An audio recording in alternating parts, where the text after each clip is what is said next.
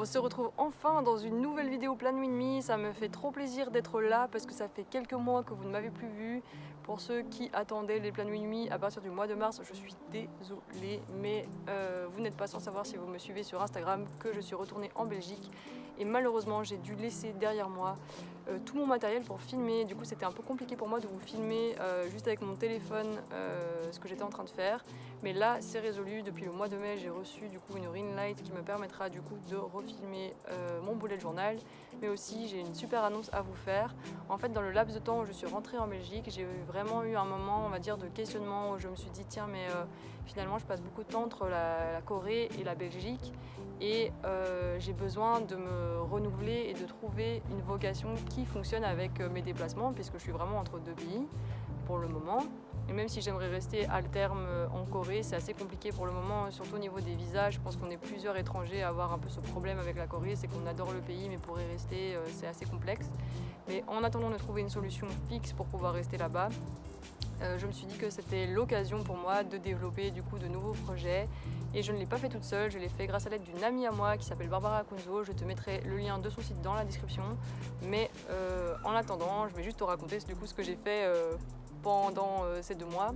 En fait, Barbara, c'est une coach de vie. Elle m'a aidée du coup à mettre en place un nouveau projet lié à l'illustration, parce qu'en fait l'illustration c'est ma passion. Au cas où tu l'avais pas deviné, vu que mes vidéos c'est pas mal autour de ça. Moi, si je dessine pas, je pense que je vais mourir, donc vraiment c'est quelque chose qui me tient à cœur. Par contre, c'est quelque chose aussi qui me fait peur si je dois commencer à le monétiser, et du coup avec Barbara on a essayé de débloquer tout ça et vraiment de dépasser ces blocages pour pouvoir aboutir sur du concret et mettre en place des projets et des challenges pour l'année. Et là, mon challenge de l'année, il me fait trop peur, mais je suis trop contente de l'avoir mis en place avec elle. En gros, j'ai décidé que pour cette année, donc vraiment à partir de juillet 21 jusqu'au juillet 2022, il faut que j'achète l'iPad Pro, que j'apprenne à utiliser Procreate et que je fasse les illustrations et l'écriture de mon premier livre pour enfants de A à Z. J'ai déjà illustré un livre d'ailleurs en collaboration avec Barbara qui est l'auteur, mais là ce sera vraiment mon premier projet solo où j'aurai l'écriture à faire ainsi que les illustrations. C'est quelque chose que j'ai envie de faire depuis longtemps. J'ai longuement réfléchi en fait à faire ça, mais j'ai jamais osé aller jusqu'au bout des choses, et donc là je me suis dit ok, c'est bon, arrête de trouver des excuses, c'est pas l'argent qui va te freiner vraiment ou le temps, c'est vraiment toi qui te freine parce que tu as peur en fait que ça foire, et du coup à toi de faire ça et d'avoir ce challenge. Et du coup j'ai décidé de documenter ça sur cette chaîne YouTube. Donc si t'aimais les bullet journal, t'inquiète, ça va rester, mais par contre je vais rajouter des vidéos qui seront en rapport avec mon évolution vis-à-vis de Procreate, de l'illustration, de mon projet dessin, etc. Et voilà, je comptais du coup utiliser cette plateforme pour vraiment documenter mon progrès et pouvoir en inspirer d'autres qui sont peut-être dans la même situation, parce que c'est vrai que quand tu es un artiste, c'est compliqué de te sentir valorisé ou légitime, et au-delà de ça, c'est compliqué aussi de trouver la motivation pour faire vraiment des choses concrètes. Et du coup, j'ai vraiment envie de me dépasser et d'encourager peut-être d'autres personnes qui ont envie de se dépasser aussi dans la même voie. Dans le Plein Nuit Demi, j'ai aussi intégré un petit exercice de développement personnel qui aide à te refixer des objectifs, parce que souvent en janvier tu es en mode au taquet, nouvelle année, nouveau mois, let's go, objectif, je vais faire 1000 choses.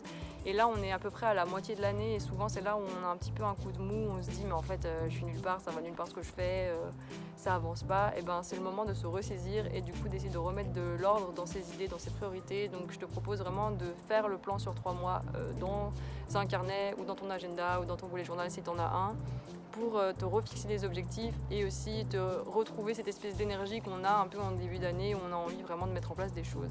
Voilà, donc sans plus de suspense, je te laisse avec la vidéo. Donc c'est parti, on ouvre son petit bullet journal et on se prépare à lancer le mois de juillet. Je suis trop contente d'inaugurer mes nouvelles aquarelles qui sont de la marque Nomad Color.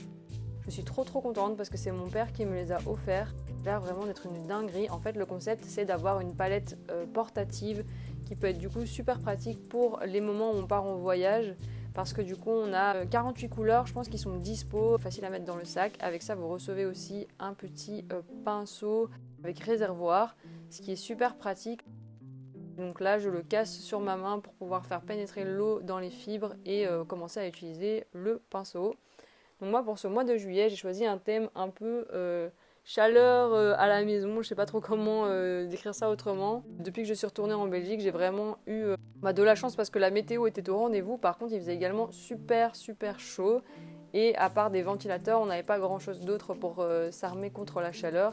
Et du coup, j'ai un peu représenté la chaleur écrasante, on va dire, de l'été et le fait de faire la crêpe à l'intérieur de sa maison, d'être un peu genre en mode submergé par la chaleur. Mais d'un côté, il y a un côté satisfaisant à ça et du coup, j'avais envie de mettre un peu cette ambiance à l'honneur dans mon bullet journal. Donc là, au niveau des premières impressions pour l'aquarelle, je suis super étonnée de voir à quel point les couleurs sont vibrantes. C'est un truc de malade. Franchement, les couleurs sont hyper pigmentées, mais aussi très vives. Et du coup, ça donne vraiment un chouette esprit. La peinture qui a vraiment ce côté très vivant. Je trouvais ça vraiment hyper agréable. Au niveau du papier de mon bullet journal, je tiens quand même à spécifier, parce que ce sera le cas dans n'importe lequel, donc que ce soit un Covadis, un Leuchtturm ou autre. Ce sont des papiers qui supportent ou on va dire tolèrent l'aquarelle, mais qui ne sont pas des papiers d'aquarelle. Et du coup, on ne peut pas mettre trop d'eau ou commencer à faire beaucoup de layering, on va dire, quand on utilise la peinture. Donc là, comme vous voyez cette magnifique flaque d'eau, j'ai un peu trop pensé que j'étais sur une feuille d'aquarelle et ça a abîmé la feuille. Je pense que ça se voit un peu. Donc faites attention quand vous faites du bullet journal, il est hyper important d'être vigilant. Donc là, avec un bic blanc, j'ai voulu faire ressortir certains éléments, mais ça n'a pas nécessairement bien fonctionné. Donc j'ai repris un bic noir pour revenir définir mon titre. Au final, j'étais contente d'avoir ce trait blanc en dessous parce que ça permettait vraiment de bien définir les lignes. Ensuite, toujours avec un bic gel noir, je définis les contours de mon dessin. En vrai, je ne vous ai pas donné trop d'explications pour le dessin, mais en lui-même, j'avais fait juste un pré-tracé au crayon de manière assez légère pour pouvoir ensuite recouvrir de couleurs aquarelle mes traits, ce qui me permet de garder les proportions que j'avais imaginées, mais qu'on ne voit pas le crayon transparaître en dessous de l'aquarelle, puisque une fois qu'on peint sur le crayon, on ne peut plus effacer les traits. Donc voilà, sachez-le, si jamais vous n'avez jamais tenté l'aquarelle, c'est un des problèmes qu'on peut rencontrer en faisant de l'aquarelle. Donc là, j'ai dessiné aussi un petit chat et j'avais envie de le faire bleu parce que je trouvais ça marrant qu'il soit d'une couleur improbable. D'ailleurs, par la suite, vous le verrez dans d'autres pages, je l'ai refait dans d'autres couleurs aussi. Je trouve ça assez funky pour l'été.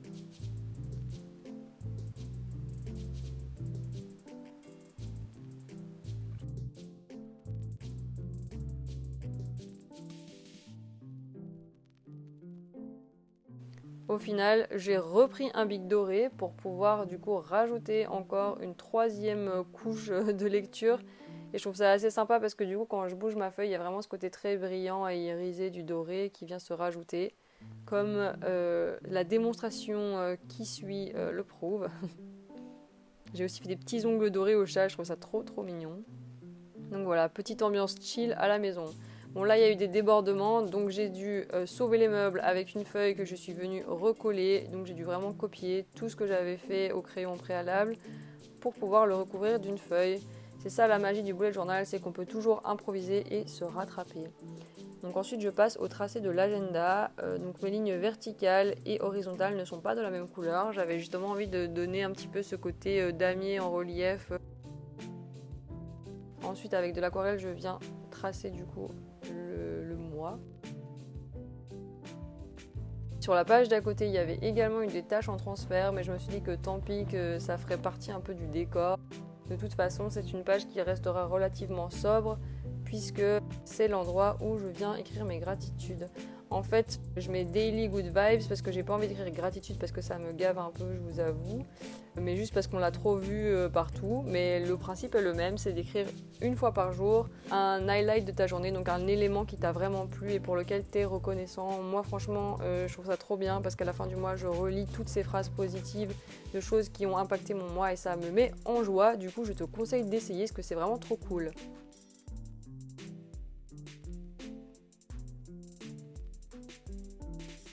Donc là, on passe ensuite au planning sur 3 mois. Je ferai une vidéo plus dédiée, on va dire, à ce sujet. Mais en attendant, vu que je la promets depuis 1000 ans, je vous montre quand même. Le plan sur 3 mois te permet de planifier ta vie pour les 3 prochains mois, comme le truc l'indique. Mais l'idée, c'est de séparer tes objectifs en différentes catégories pour que tu puisses y voir plus clair. Moi ici j'ai essayé de le garder assez simple pour que tu puisses avoir un exemple concret de ce qu'on peut faire dans un plan de 3 mois, mais bien sûr il peut être un peu plus détaillé ou un peu plus long en fonction. Je conseille quand même de ne pas mettre des objectifs trop exagérés parce que sinon après, on aura du mal à les tenir. Mais voilà, on peut y aller quand même si on a envie de faire bouger les choses. Donc la première catégorie, on va rajouter des éléments, ce sera celle qui est liée au travail ou aux études si tu es étudiante. Ensuite, tu as une partie personnelle, une partie relation, et puis après, tu as des questions, donc des questions subsidiaires qui doivent être résolues pour que tu puisses faire tout ce que tu as envie de faire. Et ensuite, tu dégages de là un plan d'action. Donc par exemple, pour moi, dans mes objectifs de travail, j'ai rajouté les objectifs dont je t'ai parlé par rapport à ce que j'ai mis en place avec Barbara.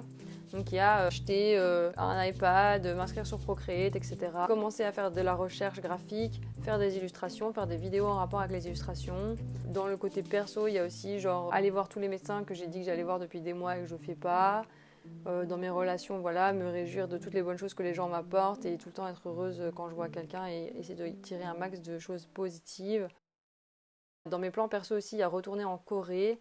Et du coup, dans les questions subsidiaires, il y a si je retourne en Corée, sous quelle forme est-ce que je retourne au niveau du visa? Est-ce que j'y vais en tant qu'étudiante ou pas? Et si pas, qu'est-ce que je fais à la place?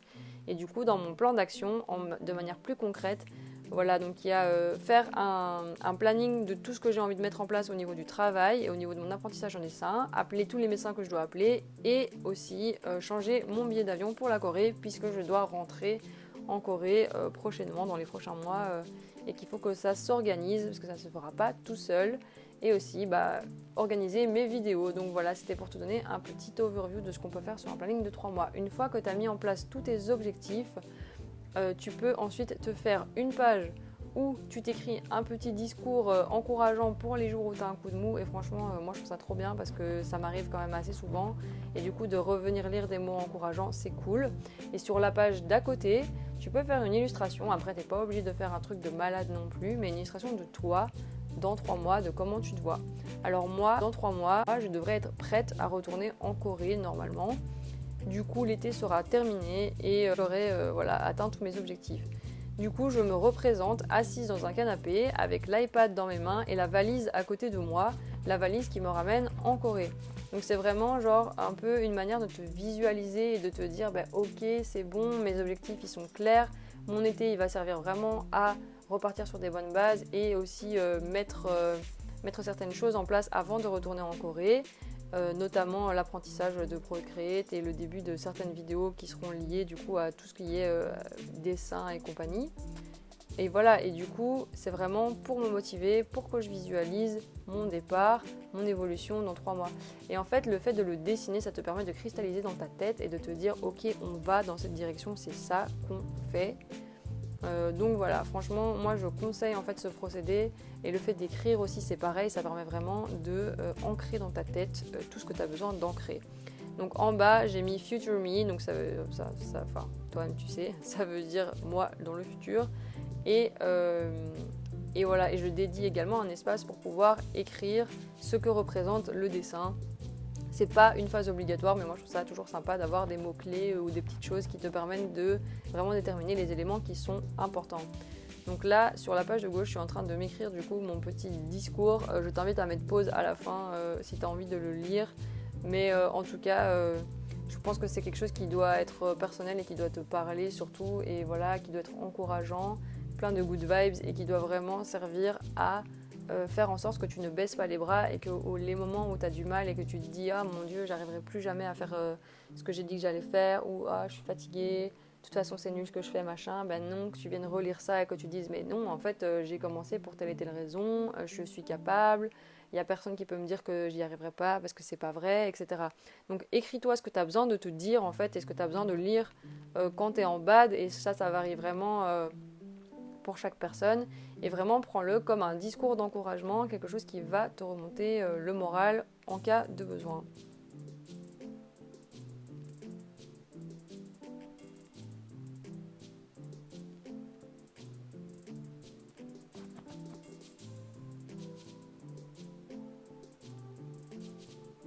Franchement, moi, ça fait plusieurs années que je fais ces exercices et je suis trop contente de voir après, avec vraiment le recul, que ce que j'ai mis en place dans mes plans de 3 mois fonctionne.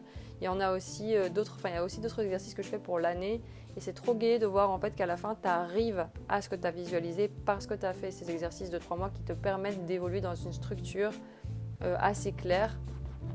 et du coup qui permettent de réaliser nos objectifs, nos rêves, etc.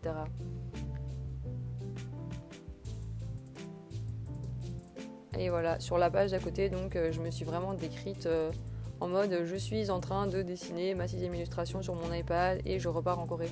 Donc c'est vraiment simple, clair, net et précis.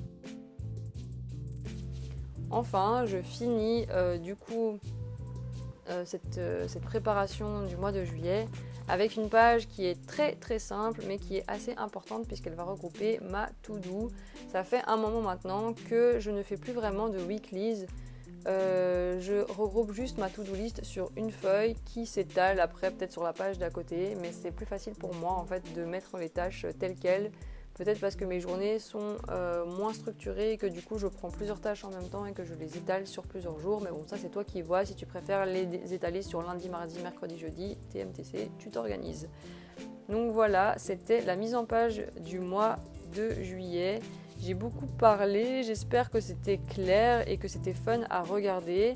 De nouveau sur le plan de 3 mois, n'hésite pas à mettre des pauses si tu veux lire ce que j'ai écrit et si tu veux t'en inspirer pour toi-même remettre en place des choses dans ta vie. Et je l'ai promis, donc je le ferai, une petite vidéo spéciale plan de 3 mois avec plus de détails et plus de temps dédié à ça sera dispo prochainement. Et voilà, cette vidéo est maintenant terminée, j'espère que tu l'as appréciée. Si c'est le cas, n'hésite pas à me laisser un petit pouce bleu pour me le faire savoir. Et sinon, je te dis à bientôt. J'espère que le concept de la vidéo te plaît toujours au niveau des plans with me et surtout par la suite que le fait de suivre mes aventures et mon challenge de l'année te plaît. N'hésite pas à partager ton expérience ou ce qui est difficile pour toi en tant qu'artiste, etc. Enfin, les challenges qui sont difficiles pour toi en tant qu'artiste, ça m'intéresse. Voilà, l'idée c'est vraiment qu'on se soutienne et qu'on s'envoie plein d'amour pour la suite. Et je te dis à très bientôt dans une prochaine vidéo. Ciao!